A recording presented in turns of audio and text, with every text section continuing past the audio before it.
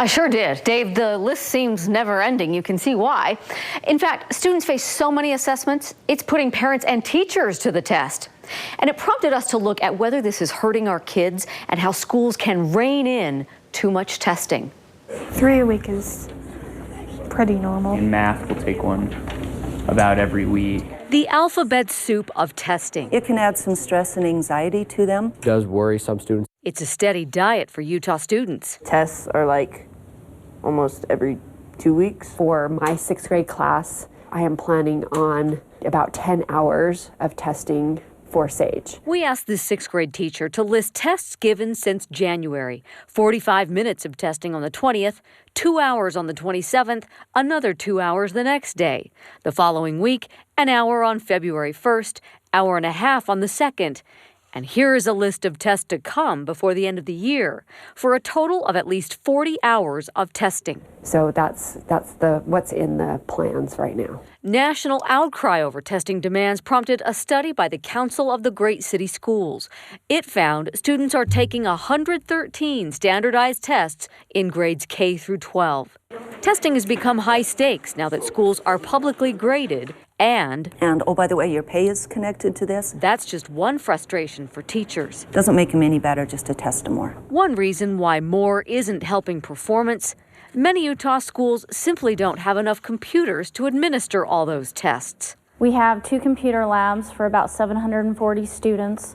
So that's a lot of kids to get through during testing time. To cram in all the students and exams, year-end testing starts as early as March 21st.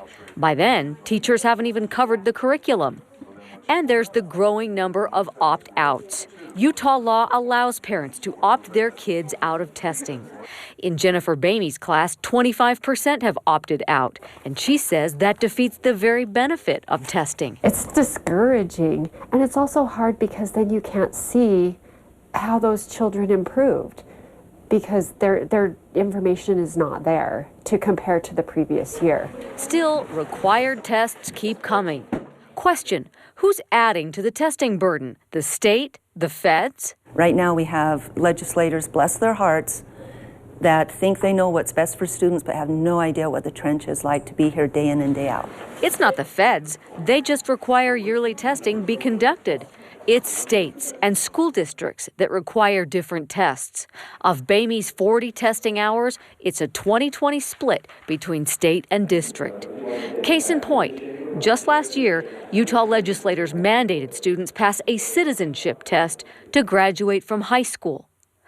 All of the above agree testing offers valuable information. And I think that if you can keep testing to a minimum where it measures the progress and gives you the data that you need to learn and to establish learning and progress, then we're good. I think it's important just to see how you're learning and how you're achieving. I think it's really helpful. The key is to balance between the two. And efforts are already underway.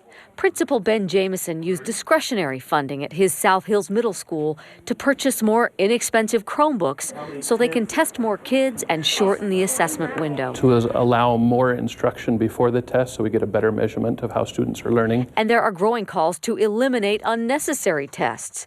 This Salt Lake legislator, Marie Polson, sponsored a resolution for the state to study ways to reduce testing.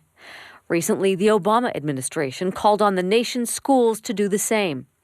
And with the overhaul of No Child Left Behind, states have more flexibility. For example, they could use the ACT to qualify as a year-end high school test instead of needing an additional exam. So yes, I think it's helped. I think we've seen a reduction in testing in the last year and a half especially.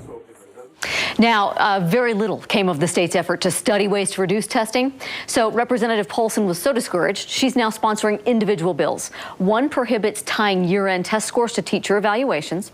Another would allow Utah 11th graders to use the ACT, a test many already take, as their year-end assessment for that year. So there is some progress. So what's the process to opt out, and why aren't all parents doing that? The process is actually very simple. It's an online application. You fill it out, you hand it to your principal.